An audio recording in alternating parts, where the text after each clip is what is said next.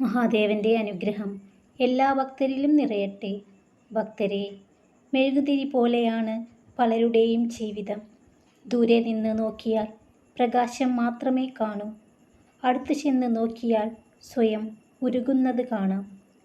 ഒരു പരിധിയിൽ കൂടുതൽ വേദന അനുഭവിച്ചു കഴിഞ്ഞാൽ ഒരു മനുഷ്യൻ സ്വയം നിശബ്ദനാകുന്നു. അതവൻ്റെ അഹങ്കാരം കൊണ്ടല്ല, മറിച്ച് വേദനിച്ച അവൻ്റെ മനസ്സിൻ്റെ തീരുമാനമാണ്. ഭക്തരെ, സൗന്ദര്യത്തെ നിങ്ങൾ സ്നേഹിക്കരുത്. നിങ്ങളുടെ ജീവിതം ആരാണോ സുന്ദരമാക്കുന്നത് അവരെ സ്നേഹിക്കുക.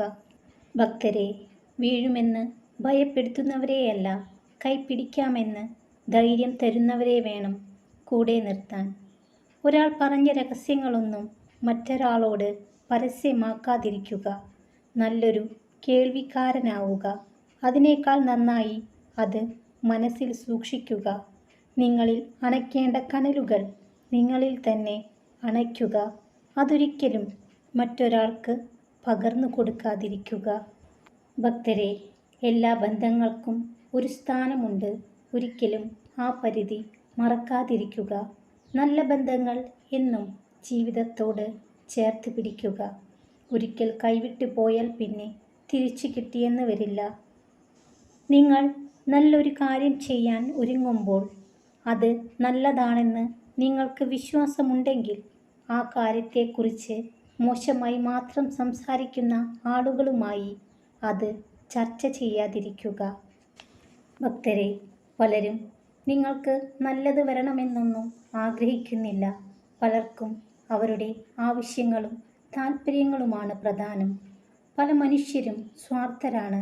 സന്തോഷം അവർക്ക് മാത്രമേ പാടുള്ളൂ എന്ന തോന്നലാണ്. പരസ്പരം മനസ്സിലാക്കാൻ ആരും ശ്രമിക്കുന്നില്ല. അവിടെ നഷ്ടമായി പോകുന്നത് സ്നേഹം മാത്രമാണ്. ഭക്തരെ, ഒരു ബന്ധത്തിനായി ഒരിക്കലും യാചിക്കരുത്. നിങ്ങളോടൊപ്പം ഉണ്ടാകാൻ ആഗ്രഹിക്കുന്നവർ സ്വീകരിക്കുവാനും നിങ്ങളോടൊപ്പം ഉണ്ടെന്ന് നടിക്കുന്നവരെ നിരസിക്കുവാനും ധൈര്യപ്പെടുക. ഇരുട്ടിലും വെളിച്ചത്തിലും ഒരാളാകാൻ കഴിയുന്നവരാണ് അണയാത്ത വിളക്കാകുക. അല്ലാത്തവർ വിളക്കാകും, പക്ഷേ വെളിച്ചമുണ്ടാകില്ല. ആഴമേറിയ സ്നേഹബന്ധങ്ങളിലും ആദരവ് നൽകിയ കുടുംബ ബന്ധങ്ങളിലും വിള്ളൽ വീഴ്ത്താൻ കഴിയുന്ന സത്യമാണ് പണവും വിശ്വാസവും. ഭക്തരെ, നിങ്ങളെ വിധിക്കാൻ ആർക്കും അവകാശമില്ല. കാരണം നിങ്ങൾ എന്താണ് അനുഭവിച്ചതെന്ന് അവർക്കാർക്കും അറിയില്ല. അവർ കഥകൾ കേട്ടിരിക്കാം, പക്ഷേ നിങ്ങളുടെ ഹൃദയത്തിൽ തോന്നിയത് അവർക്ക് അനുഭവപ്പെടില്ല. ഭക്തരെ, ഒരു കാർമേഘവും ഒരുപാട് കാലം നിലനിന്നിട്ടില്ല. ഒന്നുകിൽ പെയ്തൊഴിയും, അല്ലെങ്കിൽ സ്വയം ഇല്ലാതാകും.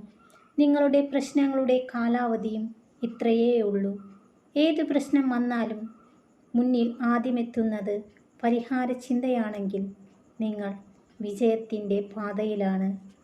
ഒരു വ്യക്തിയോട് നിങ്ങൾ ക്ഷമിക്കുമ്പോൾ അയാൾ ചെയ്തത് എല്ലാം മറന്നു എന്ന് അർത്ഥമാക്കേണ്ടതില്ല. ക്ഷമിക്കുക എന്നത് നിങ്ങളുടെ കടമയാണ്. ഓർത്തുവെക്കുക എന്നത് നിങ്ങളുടെ മുൻകരുതലും. സ്നേഹിക്കണം. സാഹചര്യം മാറുമ്പോൾ ഒഴിവാക്കുന്നവരെയോ അവഗണിക്കുന്നവരെയോ അല്ല, ഏത് സാഹചര്യത്തിലും കൂടെ നിൽക്കുന്നവരെ. ഭക്തരെ, നിങ്ങളുടെ ജീവിതത്തെ മറ്റുള്ളവരുടെ ജീവിതവുമായി താരതമ്യം ചെയ്യരുത്.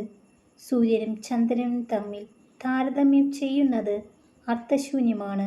കാരണം അവരുടെ സമയമാകുമ്പോൾ അവർ തിളങ്ങുന്നു. ഭക്തരെ, വീഴ്ചകളിൽ തളർന്നു പോകാതെ, പരിഹാസങ്ങളിൽ പകച്ചു നിൽക്കാതെ പ്രതീക്ഷയോടെ കാത്തിരിക്കാമെങ്കിൽ നിങ്ങൾക്കും ഒരു ദിവസമുണ്ടാകും. ഭക്തരെല്ലാം സന്തോഷത്തോടു കൂടിയിരിക്കുക. മഹാദേവന്റെ അനുഗ്രഹം എല്ലാ ഭക്തരിലും നിറയട്ടെ. ഓം നമഃ ശിവായ.